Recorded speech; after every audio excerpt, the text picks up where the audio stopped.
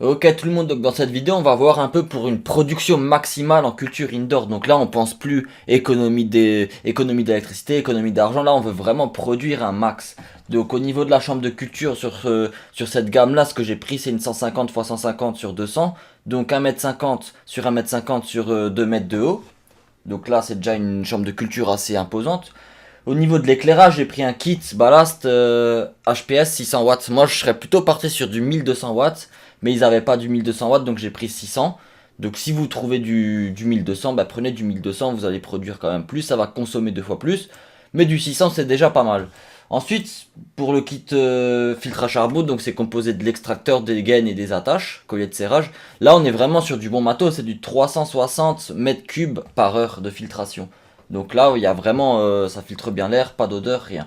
Ventilateur, donc vu que c'est une grande chambre de culture, j'ai pris 2 ventilateurs parce que un ne suffira pas tout, pour tout aérer, on va dire, pour que le vent circule bien, il faudrait au moins 2 petits, parce que c'est des petits ventilateurs. Donc un tracteur-extracteur, ça on connaît, hein, comme les humains, une entrée d'air, une sortie d'air. Donc attendez, ce truc-là, voilà, ne plus afficher ce message. Un tracteur-extracteur, donc t'as de l'air qui rentre d'un côté, t'as de l'air qui ressort d'un côté. L'air chaud du haut, l'extracteur tu le mets en haut parce que c'est l'air chaud.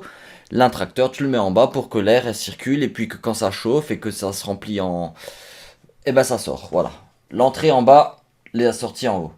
Donc pour le pack d'engrais, j'ai pris du starter pack BioBiz. Ce qui change avec le tripack, c'est qu'ici on a encore du Root Just et du BioHaven. Donc le BioHaven c'est le plus cher, hein, c'est je crois 20 ou 25 euros le petit flacon. Là on a du BioHaven, du Root Just en plus que le tripack. Et les autres engrais qu'on a déjà dans le tripack, comme le BioGrow, le BioBloom et le Top Max, sont là mais en format plus gros, donc des plus gros bidons. Donc c'est aussi, il y a plus de quantité. Donc là, au niveau des pots, bah moi je pars sur du 30 litres sur 10 pots, donc 10 plantes sur du 30 litres. Avec la chambre de culture qu'on a, c'est largement assez grand pour contenir 10 plantes. Donc qui dit 10 pots dit aussi 10 soucoupes pour retenir l'eau, voilà, ne pas avoir de la flotte partout. Donc qui dit 10 pots de 30 litres dit 300 litres de terre, donc 5 paquets de All Mix sur du 50 litres et 5 paquets de Light Mix. Donc le All Mix vous allez le mettre à la moitié du pot en premier et le Light Mix c'est sur l'autre partie, donc le dessus, pour pas que la plante soit directement en contact avec du All Mix qui est une terre trop riche en nutriments pour quand la plante commence quoi. Une fois que ses racines vont se développer et que la plante sera assez forte, elle pourra atteindre le all mix. En tout cas, c'est comme ça que j'ai fait. Sinon, vous pouvez faire du rempotage tout simplement, prendre un petit pot, mettre du light mix et une fois que votre plante a 2 3 semaines, vous la mettez dans un all mix. Voilà. Donc là, le humidificateur d'air. Donc comme on sait que en croissance, la plante doit avoir entre 70, 75 à 80% d'humidité dans l'air pour une croissance optimale. Bah là, on part sur un humidificateur d'air qui nous servira pour avoir un meilleur rendement en croissance. Et puis après la floraison, il y a besoin de moins d'humidité dans l'air. Mais c'est surtout pour la croissance et la germination, quoi. Donc là, on est sur un minuteur, un programmateur. Pourquoi deux?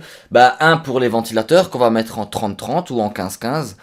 Ventilateur, ça sera pas en constant parce que ça va assécher la plante, donc plutôt en 15-15. 15 minutes allumé, 15 minutes éteint ou 30-30. Et le deuxième, ça serait tout simplement pour la lumière, donc 20 heures allumées et 4 heures éteintes pour l'autofloraison. Et 18 heures allumées, 6 heures éteintes pour la féminisée ou la régulière. Donc là, on est sur un hygromètre thermomètre, donc tout simplement pour mesurer l'humidité de l'air et la température de la chambre de culture qui doit se situer aux alentours de 25 degrés dans ces zones-là. Un petit peu plus, un petit peu moins, c'est pas trop important. Essayez d'être à 25 degrés. Si vous avez comment dire, un espace où il fait froid et que votre ampoule chauffe, après voilà, vous devez régler la ventilation, l'extraction et l'intraction par rapport aussi à la température, selon le climat extérieur. Donc ça, après voilà, ça va jouer sur la température. Ensuite, là, on est sur un variateur de tension.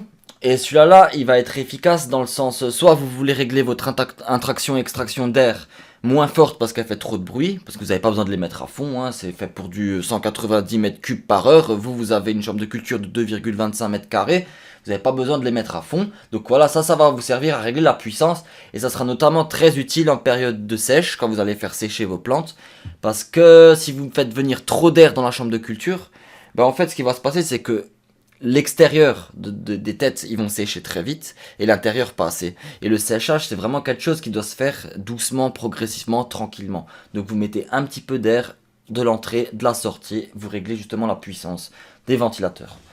Intraction, extraction. Donc là, c'est le pH mètre, donc c'est pour tester le pH. Donc comme dit, ça c'est utile pour parce que vos plantes, en fait, si vous mettez beaucoup d'engrais, ça va plus descendre dans le pH très négatif, en dessous de 5, etc. Donc là, vous rajoutez de l'eau. Si vous êtes encore au-dessus de 7, vous rajoutez encore de l'engrais pour être aux alentours de 6. Selon la période, que ça soit croissance, floraison, c'est pas tout à fait les mêmes pH parfaits, mais si vous essayez de rester à 6, ça ira très bien. Donc voilà, si vous êtes bas, vous rajoutez de l'eau, si vous êtes haut, vous rajoutez de l'engrais. Donc ça sera un testeur de pH, il vous le faut. Quand vous investissez des sommes comme ça, de toute façon, après, vaut mieux prendre du bon matériel et pas vouloir faire quelques vingtaines, trentaines d'euros d'économie pour... après voilà, ça risque de faire beaucoup moins de résultats. Donc là c'est pareil, l'arrosoir, si vous en avez chez vous, prenez ce que vous avez chez vous. Mais ce qu'il faut vous dire, c'est que quand vous allez mettre des pots, vous allez devoir avoir accès à ces plantes. Parce que c'est pas juste... Au début, les pots, ils seront plats, il n'y aura pas de plantes dedans, il y aura une petite plantule, vous aurez accès à tout, vous pouvez arroser facilement avec votre bouteille. Alors vous vous dites, bon, pourquoi je vais acheter 12,50€ l'arrosoir? Mais après, quand vos plantes vont pousser, que vous aurez des feuilles partout, ben là, vous aurez plus de mal à avoir accès à vos plantes. Donc c'est toujours bien d'avoir un petit arrosoir ou un récipient, justement, pour pouvoir stocker votre eau, votre engrais et pouvoir arroser vos plantes facilement. Parce que ça, c'est important, avoir accès à ces plantes. Donc là, la seringue. Donc la seringue, c'est justement pour l'engrais. Je vais vous montrer comment ça se passe pour l'engrais. Donc là, on a un tableau d'engrais. Donc ça, c'est pour la culture indoor, pour les plantes régulières et féminisées. Si vous avez de l'autoflow, bah, il y a le tableau autoflow. Vous tapez tableau BioBiz engrais et vous trouvez sur internet facilement. Donc là, on va partir là-dessus. Hein. Donc vous voyez, par exemple, vous avez, je sais pas, le BioHeaven. Donc vous avez un arrosoir de 2 litres pour des pots de 30 litres. Vous allez mettre 2 litres à l'intérieur, donc combien il vous faudra? 2 par litre, donc vous allez mettre 4 litres. Donc vous allez prendre votre seringue, vous allez la mettre dans le BioHeaven, vous allez prendre 4 millilitres, vous allez le mettre. Et ainsi de suite pour tous les engrais, par rapport au stade. Là, la pré-floraison, attention, c'est pas la floraison. La pré-floraison, c'est toujours la période de croissance, mais par contre, vous allez commencer à donner de l'engrais pour la floraison, pour commencer à habituer la plante. Mais ça sera toujours en 18-6. Après, pour l'autoflow, peu importe. Croissance, floraison, ça sera toujours en 20 heures, 18 heures ou 24 heures. Le mieux, c'est pour moi, je dirais 20 heures de lumière allumée. Voilà.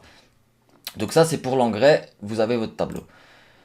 Donc je pense qu'on a à peu près fait le tour. Hein. La chambre de culture, après, vous pouvez l'adapter selon... Parce que là, on est plus sur le petit carré dans le coin du mur. Là, on est vraiment sur une chambre de culture qui va vraiment être imposante, quoi. La lumière, c'est pareil. Si maintenant, je vais vous calculer ça. Vous avez... j'avais déjà calculé, je me souviens plus exactement. On va dire, parce que là, c'est à peu près, ça dépend des zones, mais le kilowattheure, donc le 1000 watts pendant 1 heure d'électricité, il est à 0,13 centimes. Donc vous allez multiplier ça, on va partir sur de l'autoflow, on va dire qu'on est sur de l'autoflow. Donc 0,13 centimes, votre lampe, elle va consommer, grosso modo, 20 heures. Donc ça fait 6000 fois 2, 12 000, donc 12 kWh par jour. Si je me trompe pas, c'est bien ça. 6000, c'est ça. 12 kWh par jour. Donc on va multiplier 13 centimes par 12. Ça nous donne 1,56€ par jour. Vous allez allumer cette lampe pendant environ, pour l'autofloraison, 75 jours. Donc 2 mois et demi. Vous allez faire x 75. Et là, on est à 117€ d'électricité pour les 2 mois et demi sur du 600 watts. Si vous prenez du 1200 watts, vous serez au double. Donc vous serez à peu près à 230. Après, vous calculez encore avec les ventilateurs, etc. Un tracteur, extracteur. Voilà. Bon, ça, c'est pas non plus, c'est pas hyper gourmand en énergie. Mais il faut aussi prendre en compte la consommation électrique. Parce que ça fait partie aussi de l'investissement. Après, tout le matériel, là, une fois que vous l'aurez acheté, il sera à vous. Je veux dire, une fois vous achetez les pots, une fois vous achetez les ventilateurs, les lumières, etc. La lumière, vous la changez tous les... hop, 3-4 cultures, ventilation, après des fois il y a du matériel qui peut, avec le temps, bah, faut aussi le changer. Comme dit, chambre de culture pot, après, voilà, ça sera surtout la terre, les graines que vous devrez toujours acheter, mais le reste, une fois que ça à vous, ça à vous. Donc là, on est sur du 808€. Moi, j'ai l'abonnement Amazon Premium, Amazon Prime, donc ça sera moins cher pour moi, mais pour vous, ça sera ouais, à peu près entre 900 et 1000€. Vous pouvez payer en plusieurs fois, donc ça vous fait du 250€ par mois. Combien on va récolter avec ce type de matériel? Bah avec ce type de matériel, ça dépendra aussi votre type de graines. Si c'est de l'autofloraison ou de la féminisée, bah ça sera pas toujours les mêmes rendements. Mais en grosso modo, avec du 600 watts HPS, vous pouvez espérer du 400 grammes. 400 grammes sec. Si vous doublez, bah vous doublez aussi votre production, hein, 1200 watts, vous pouvez même atteindre le kilo sans problème. Là, on est sur du bon matériel. On a des grands pots, on a des graines de qualité. Après ça, c'est à vous de voir, mais voilà, on part du principe où on a des grands pots, de la bonne terre, des graines de qualité, du bon engrais, du bon matos, intraction, extraction, lumière, voilà. Donc l'humidificateur, après ça c'est libre à vous de le prendre ou pas, ça va pas énormément augmenter le rendement. Par contre j'ai pris quelque chose par rapport aussi à ça. Est-ce qu'il affiche, j'avais pris un Cool Tube.